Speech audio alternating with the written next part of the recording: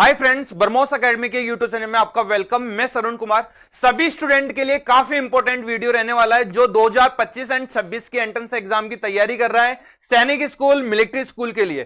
तो उन स्टूडेंट के लिए जल्दी ही फॉर्म आउट होने वाले हैं। मीन सितंबर के मिड में आपको फॉर्म आउट हो जाएंगे मिलिट्री स्कूल के, उसके देन आपके सैनिक स्कूल के आउट हो जाएंगे। तो आपके पास उस फॉर्म को फिल करने के लिए रिक्वायर्ड डॉक्यूमेंट्स है कि नहीं है वो आप चेक कर लीजिए। तो इस वीडियो के माध्यम से मैं आपको वो रिक्वायर्ड डॉक्यूमेंट्स बताने वाला हूं कि क्या क्या डॉक्यूमेंट्स आपको रिक्वायर्ड होने वाले हैं, आपकी क्वालिफिकेशन क्या होनी चाहिए, आपकी डेट ऑफ बर्थ क्या होनी चाहिए थी, आप 2025-26 का फॉर्म फिल कर सके। ओके, तो ये काफी इंपॉर्टेंट रहेगा वीडियो। एंड जो स्टूडेंट पेरेंट्स हमारे यूट्यूब चैनल पे न्यू है वो चैनल को सब्सक्राइब कर ले एंड बेल आइकन को ऑन रखें ताकि जैसे ही फॉर्म आउट हो तो सबसे पहले मैं आपको ये बताऊं कि फॉर्म कैसे भरना है, क्या क्या बातों का ध्यान रखना है। ओके, सभी मैं बारीकी से गाइड करने वाला हूं। उसके देन आप सभी एक्टिविटीज अपने घर बैठे फॉर्म फिल कर सकते हैं बच्चा। ठीक है, तो ध्यान रखें। काफी स्टूडेंट क्या करते हैं कि लास्ट टाइम गलती कर बैठते हैं फॉर्म के अंदर। गलतियां क्या होती है, अभी डॉक्यूमेंट्स का उन बच्चों का ध्यान नहीं है, अच्छा खासा टाइम मिला हुआ है फिर भी डॉक्यूमेंट्स नहीं बनाएंगे। जब सभी को रिक्वायर्ड होगा तब जाके फॉर्म आउट होंगे और 25-30 डेज का आपको टाइम मिलेगा। उसके दौरान आपको फॉर्म फिल करना होगा। उस दौरान आपके डॉक्यूमेंट्स, कुछ डॉक्यूमेंट्स नहीं बनेंगे तो बोलेंगे कि सर मैं फॉर्म कैसे भरूं, क्या मैं ये डॉक्यूमेंट्स डाल सकता हूं, मेरा डोमिसाइल नहीं है, क्या फादर का डाल दूं, क्या मदर का डाल दूं, इस प्रकार की बातें करते हैं बच्चे बेसिकली। तो ध्यान रखें, डॉक्यूमेंट्स अभी से रेडी रखें। तो क्या क्या डॉक्यूमेंट्स रहेंगे वो सभी को क्लियर रखना है अभी से। और किनके चाहिए, बच्चे का तो क्या डॉक्यूमेंट्स रहेगा, गार्जियंस के क्या रहेंगे, वो सारे मैं इंफॉर्मेशन करने वाला हूं। एंड जो बच्चा अभी तैयारी नहीं कर रहा है सैनिक स्कूल, मिलिट्री स्कूल की, तो मैं बता सकता हूं कि अभी भी बरमोस एकेडमी का ऑनलाइन कोर्स परचेज कर लें जिसमें हम आपको 3 महीने में बिल्कुल एक्सपर्ट बनाएंगे उस एंट्रेंस एग्जाम के लिए। और आप यदि मेहनती होंगे तो 100% आप एग्जाम भी करेक्ट कर पाएंगे। ओके, तो आप हमारा ऑनलाइन कोर्स ले सकते हैं। हेल्पलाइन नंबर पे कॉल करके 8290261062 पे आप कॉल कर सकते हो। हमारा जो सिलेक्शन रेट है वो 60% से अबव है। तो आपका भी फ्यूचर साकार करने का सपना यहां पूरा साकार हो सकता है। तो आप जरूर इस पर ट्राई करिए, ऑनलाइन कोर्स ले सकते हो, आप चाहे तो डेमो भी ले सकते हो। ओके, और आप जान सकते हो कि तैयारी कैसे चल रही है। ओके, अब हम देखेंगे, सबसे पहले तो हम ये देखें कि डेट ऑफ बर्थ क्या होनी चाहिए बच्चे की। डेट ऑफ बर्थ का सबसे बड़ा रोल होता है इसमें फॉर्म फिल करने के लिए। देखो, क्लास 6 के लिए एक फॉर्म फिल होता है, चाहे वो सैनिक स्कूल हो चाहे वो मिलिट्री स्कूल हो। ओके, एक 6 के लिए फॉर्म भरा जाता है और एक होता है 9th क्लास के लिए। ओके, ये दोनों 9th के लिए होगा, सैनिक और मिलिट्री। लेकिन बात यह है कि सैनिक और मिलिट्री की बात करें कि 8 क्लास में होना जरूरी है। जो बच्चा 8 क्लास में पढ़ रहा है वो फॉर्म भर सकता है क्लास 9 के लिए, सैनिक स्कूल, मिलिट्री स्कूल लिए। जो बच्चा 5th क्लास में पढ़ रहा है वो भी बढ़ सकता है क्लास 6 के लिए। लेकिन कुछ प्रॉब्लम्स ये आती है कि सर मैं तो ऑलरेडी 9th में पढ़ रहा हूं, ऑलरेडी मैं 6 में पढ़ रहा हूं। तो यदि उसका डेट ऑफ बर्थ मैच कर रहा है तो वो भी फॉर्म फिल कर सकता है। आपका कोई भी प्रॉब्लम नहीं आने वाला है, कोई क्लास बैक नहीं कराना आपको। ठीक है, कोई भी क्लास बैक नहीं कराना, आपको एग्जाम देना है। एग्जाम क्लियर होता है तो वो सेल्फ ही सैनिक स्कूल वाले या मिलिट्री स्कूल वाले आपका बैक कर लेंगे। ओके, सेम उसी क्लास में 6 में ही आपको एडमिशन मिल जाएगा। अब तो पास आउट का रिकॉर्ड लेके चले जाना, कोई प्रॉब्लम नहीं आने वाले है। ओके, सेकंड अटेम्प्ट मिलता है मोस्टली वो बच्चे 9th और 6 रनिंग होते ही है। ठीक है, तो ध्यान रखिए सभी स्टूडेंट, ये डॉक्यूमेंट्स एप्लीकेबल होंगे। अब मेन चीज है कि डेट ऑफ बर्थ क्या होनी चाहिए। तो जो बच्चा 5th में रनिंग है या 6 में पढ़ रहा है उनकी डेट ऑफ बर्थ देखिए 1 अप्रैल 2014 टू लेके 31 मार्च 2016, ये दोनों डेट ऑफ बर्थ भी एलिजिबल है। ध्यान रखना, कोई बच्चे का मेन पॉइंट ऑफ व्यू यही हो जाए डेट ऑफ बर्थ, अब वो देखेगा मेरा तो इसके बीच में होना चाहिए, नहीं, ये दोनों डेट ऑफ बर्थ वाले भी एलिजिबल हैं। और इसके बीच में है वो तो सभी स्टूडेंट एलिजिबल है। ओके, वो तो इसके बीच में है वो तो सभी स्टूडेंट एलिजिबल है। यदि इससे बड़ा है तो ओवर एज है, इससे छोटा है तो वो क्या है, अगले साल फिल करेगा फॉर्म। ठीक है, ओके, इसके बाद मैं बात करूं यहां 9 के लिए, तो जो बच्चा 8 में रनिंग है या 9th में स्टडी कर रहा है तो वो फॉर्म भर सकता है। उसका डेट ऑफ बर्थ 1 अप्रैल 2011 टू लेके 31 मार्च 2000 आपका होगा 13। ओके, 2013 ये मार्च। ठीक है, तो समझ में आ गया, जिन बच्चों का ये दोनों डेट ऑफ बर्थ है वो भी एलिजिबल है और इसके बीच में होंगे वो सारे बच्चे एलिजिबल होंगे। ठीक है, यहां सभी को क्लियर होगा। 1 अप्रैल 2011 से लेके 31 मार्च 2013 सारे बच्चे एलिजिबल होंगे, इसके बीच में आएंगे। अब बच्चों का प्रॉब्लम यह आता है कि सर मेरी क्लास 4th है लेकिन मेरा एज क्राइटेरिया हो रहा है। कोई बात नहीं है बेटा, ट्राई करो, आप ट्रायल कर लो, आप इसको अटेम्प्ट को बेकार ना करें, क्योंकि आपको कुछ ना कुछ अनुभव होगा। वहां क्वालिफिकेशन का पहले कोई रोल नहीं है। जब आपका फाइनली सिलेक्शन होता है तो डॉक्यूमेंट्स वेरिफिकेशन में रोल होता है क्वालिफिकेशन का। इससे पहले आप एग्जाम भी दे सकते हो, मेडिकल भी करा सकते हो, आपके अंदर कितना नॉलेज हुआ उसका भी आप नॉलेज जान सकते हो। ओके, लेकिन क्या होना चाहिए, आपका डेट ऑफ बर्थ होना चाहिए, डेट ऑफ बर्थ। ठीक है, इस चीज का ध्यान रखिए, बात का आपका डेट ऑफ बर्थ होना जरूरी है। यदि 4th में है आप और फिर आपका डेट ऑफ बर्थ इसके अंदर आ रहा है तो आप फॉर्म फिल करिए, ट्राई करें एक बार आपका क्या स्कोरिंग बन रहा है, उसके अनुसार अगला अटेम्प्ट आपका अच्छा जाएगा। ठीक है, तो ये आपका क्लियर हो गया। चलिए अब हम बात करें कि डॉक्यूमेंट्स क्या क्या चाहिए। देखिए सबसे जो मेन रिक्वायर्ड डॉक्यूमेंट्स की मैं बात करूं यहां, तो देखिए ये मैंने प्रोस्पेक्टर से लिया है। रजिस्ट्रेशन करने के लिए एक ईमेल आईडी चाहिएगा। काफी बच्चे क्या करते हैं, डिफरेंट ईमेल आईडी लगा देते हैं, फिर उनको पता ही नहीं रहता, भैया का लगा दिया, किसी ताऊजी का लगा दिया। एक पर्सनल ईमेल आईडी होना चाहिए जो परमानेंट उसी पे अपडेट आएगा। ठीक है, जैसे रिजल्ट का अपडेट चल रहा है तो ईमेल आईडी पे आपको डॉक्यूमेंट्स भेज रहे हैं सैनिक स्कूल वाले कि भाई ये सब डॉक्यूमेंट्स बना के लाना है। अब आप सैनिक स्कूल वाले पर ऑब्जेक्शन नहीं कर सकते, क्योंकि वो एक बड़ी एजेंसी है, एग्जाम कंडक्ट करवा रही है, उस पर आपको ऑब्जेक्शन करने का अधिकार नहीं है, क्योंकि वो ईमेल के माध्यम से, मैसेज के माध्यम से, दोनों के माध्यम से आपको इंफॉर्म कर सकती, कॉल के माध्यम से नहीं कर सकती, क्योंकि 4 लाख लोगों को कॉल नहीं करेगी।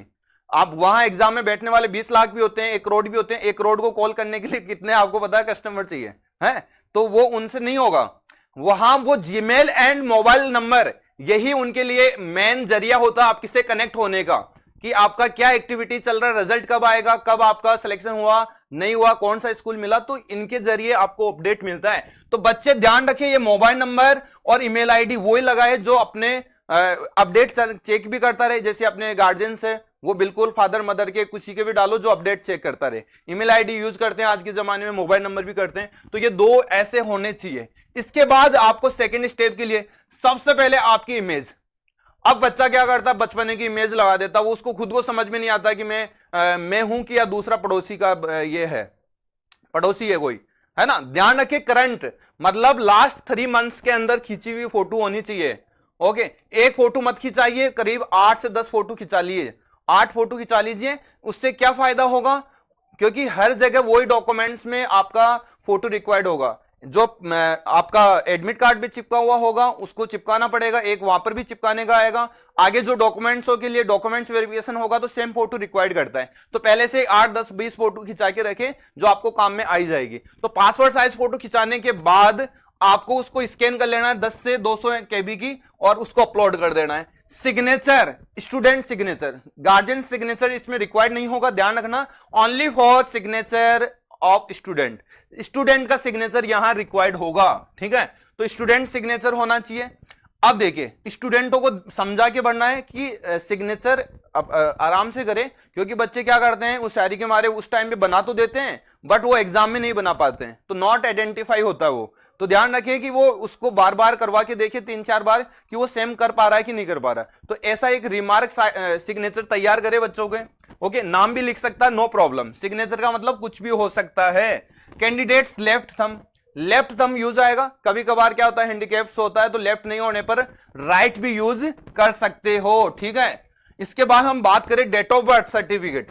सबसे ज्यादा इंपॉर्टेंट है डेट ऑफ बर्थ सर्टिफिकेट, और ध्यान रखना कंप्लीट ये आपका ऑथराइज्ड होना चाहिए। मींस आजकल देखो कि जो लिखा हुआ है नाम वो परफॉर्मा में वो नहीं चलेगा, वो जमाना जा चुका है। आजकल बार कोड के साथ, डिजिटल साइन के साथ आपका बर्थ सर्टिफिकेट आ रहा है। यदि जिन बच्चों के पास ऑफलाइन बना हुआ है उसको ऑनलाइन बना लीजिए, हॉस्पिटल में जाइए कि बताइए उनको मेरा ऑनलाइन मेरे को बर्थ सर्टिफिकेट चाहिए, तो वो उसको अपडेट कर देंगे। ठीक है, तो ये आप कंप्लीट रखें।